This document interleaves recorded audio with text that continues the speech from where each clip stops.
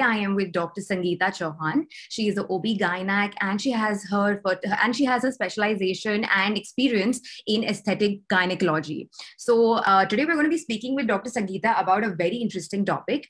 A lot of women face this, and many women who have menopause want to know some certain answers and questions about their symptoms and what they feel. So today's topic is menopause, and doctor is also going to be helping us and guiding us with the whole concept of aesthetic, gynecology. So firstly, thank you, Dr. Sangeeta, for being a part of this conversation today.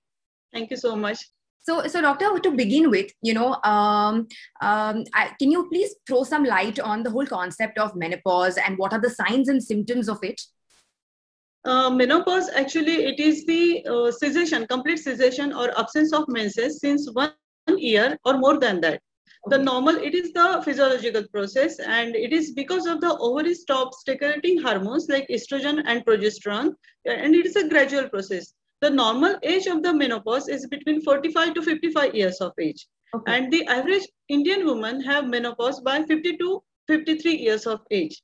Okay. If in some women, they have the menopause, early menopause, if it occurs between 40 to 45 years of age, and premature menopause may occur below the 40 years of age. Okay. The causes of premature and early menopause are more or less same. That means most of the times, in spite of all hormonal levels, that means estrogen, progesterone, all they are normal, but still she achieve early menopause. That means most of the time causes are unknown. Okay. And the other causes, like the familial causes, that means her grandmother or mother have early, they might have got early menopause, and it runs in the families. That means the daughter, granddaughter may achieve early menopause. Okay. In some cases, like some autoimmune disorders, like the we can say it is a bowel inflammatory syndrome or rheumatoid arthritis. In cases there is a possibility of early menopause. And at the same time, because of the chemotherapy or post radiation, the ovary stops secreting hormone. Some surgical causes, like because of the DUB or a fibroid, the women have undergone the hysterectomy along with the oophorectomy, that means ovarian removal. That is the cause of surgical menopause.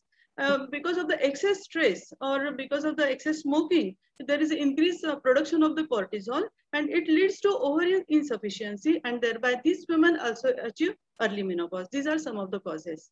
Okay, thank you for that information, doctor. On the same note, what are some of the problems associated with women who, get menopause? The kind of feelings that they usually feel and the after effects of going through menopause? Yeah, of course, because this menopause, it is not the pathological process. It is not the disease. Yes. It is the physiological normal process. So I say to the each and every perimenopausal or menopausal woman that you should take it in positive manner. You should not think, oh my God, now hormones are decreasing, now I'm looking old. It is not like that. It is physiological process. So first thing and foremost, when you should approach the gynecologist and when you should not approach the gynecologist. So problems are associated depending upon that, the severity and intensity of the symptoms that woman is having. Like for example, menopause starts with some transition period. We call it as a perimenopausal period. So in such cases, there is a first thing occurs irregular periods. In this case, in irregular periods, there is the interval between the two successive periods. It increases. That means it is 1.5 months to 2 months. Sometimes it is 3 months, and menstrual flow also decrease. Then it is normal. But in some cases, if the menstrual flow is increased and the duration in between the two cycles, it is shortened. That means it is by 15 days or 20 days. Then we call it is a polymenorrhagia. In such cases, you have to approach your gynecologist. At the same time, other symptoms like hot flashes and cold flashes, that means excess sweating usually occurs during night times. And if it disturbs the woman's sleep or having some depressive psychosis in some women may have irritability. Sometimes some women may face urinary problems, like because of the coughing or excess straining, there is leakage of urine and involuntary leakage of urine. And at the same time, women cannot able to hold the urine because of the laxity. And all these factors, they decrease her self-esteem. And because of this, she has to approach her gynecologist. Okay. Okay. Thank you for throwing light on all these problems. I think many women would, associate it with the kind of symptoms that they are feeling right now. Right. Yeah. Coming to the, second very interesting topic for today, about aesthetics. Yes. Do all vaginas look the same? And, can you explain the whole, aesthetic gynecology to us, please? Yeah, of course. Aesthetic gynecology, it means the beautification of the genital parts. Not only beautification, it is the reshaping and restoring of the genital parts, which is occurring because of the alteration in their functions, because of the decreased ovarian secretion, there is decreased hormones, and this occurs eventually. That means it is a gradual process. And this is the term that is aesthetic gynecology. And here you ask me, do all vaginas look same? No, all vaginas don't look same. Because of the aging process, there is decrease in the hormones, and all this leads to decrease in the elasticity and strengthening of the genital parts. And because of the decreased elasticity, the genital parts become more loose and lax, and therefore vagina also loses its rugosity, and therefore it become more widened. So all vagina don't look same. Thank you. That is very interesting, actually. Also, doctor, when something so new age, something so innovative at the moment, who would you recommend something this to? Is there a particular age group that generally benefits from this? Actually, there is no particular, all ages, all women, that means from the adolescent age group women to the perimenopausal, menopausal age group women, all they take benefit of this aesthetic gynecology.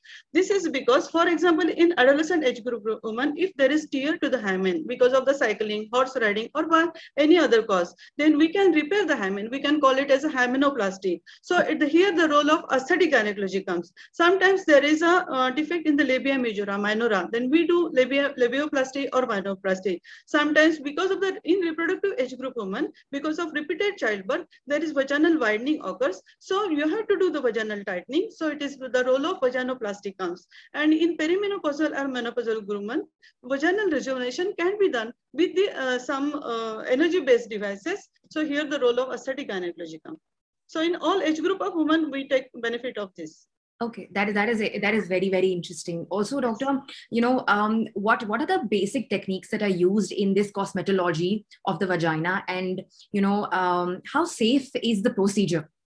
Yeah, actually, this aesthetic gynecology includes two parts. One is plastic gynecology, that means the surgical part, and another is the energy-based device, that means non-surgical parts. Surgical part, like just now I told, hymenoplasty, vaginoplasty, there are n number of surgical plastic gynecology technique, and all surgical complications like hematoma, hemorrhage, infection, post-surgical, all these occur in this aesthetic gynecology surgery also. But in non-surgical techniques, that means the energy-based device, this is completely safe procedure, and it is OPD based procedure. That means women can resume after taking treatment, she can resume her day-to-day activity also. It is completely painless procedure, no anesthesia is required, and here we can do the vaginal rejuvenation with energy based device. There are number of energy based devices are there, like lasers, Nd:YAG lasers and CO2 fractional lasers are there. Then radio frequency devices like Thermiva, Viveve, these are available, and the energy based device which I am using is high intensity focused ultrasonography. With it is completely OPD procedure, only 15 to 20 minutes required, and the problems of urinary leak or sometimes vaginal rejuvenation we can do with this procedure. That is very, very interesting to know about the entire procedure and the technique. I think a lot of girls who never knew about something like this are going to be benefiting from that information. So thank you for that, Dr. Sangeeta.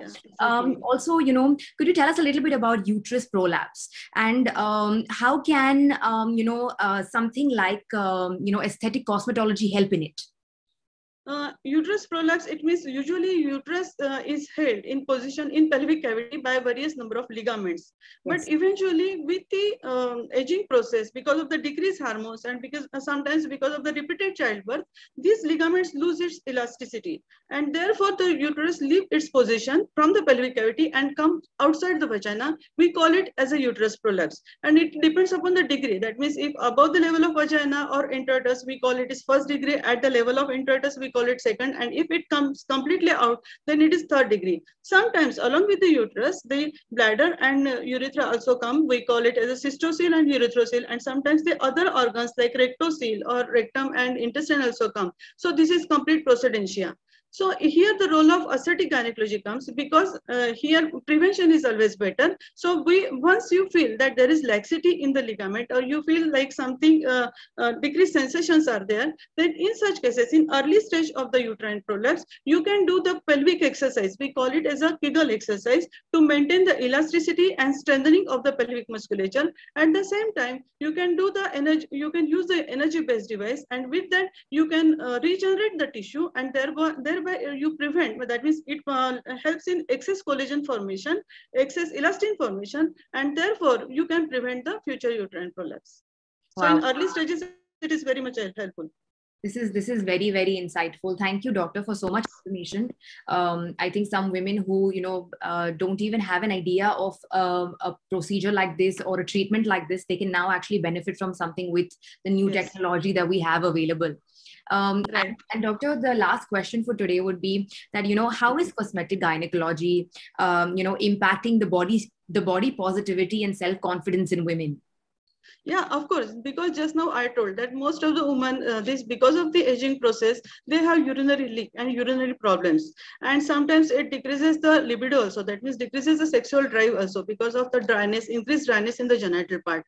But with this aesthetic gynecology, using various number of energy-based device, it can improve the lubrication and improve the elasticity, increases the strength of the vaginal musculature, it helps in vaginal tightening, and thereby it impacts the patients, that means menopausal woman's outlook towards the life, because it improves the confidence, it improves the self-esteem of the woman, and it improves the quality of life in that menopausal woman. So thus the aesthetic gynecology makes you beautiful inside out.